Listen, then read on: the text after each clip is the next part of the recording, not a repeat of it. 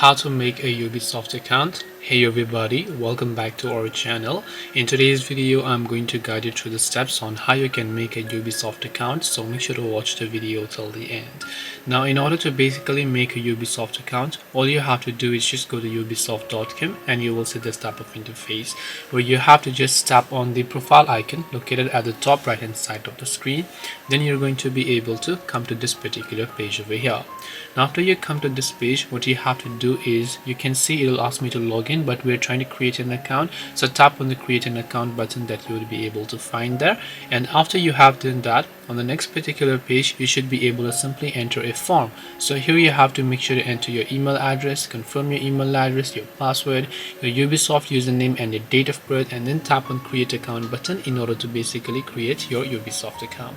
That's all it takes to make a Ubisoft account. Hope this video was helpful. If you have any questions, feel free to leave them down below. Thank you for watching till the very end of this tutorial, and see you soon in the next video.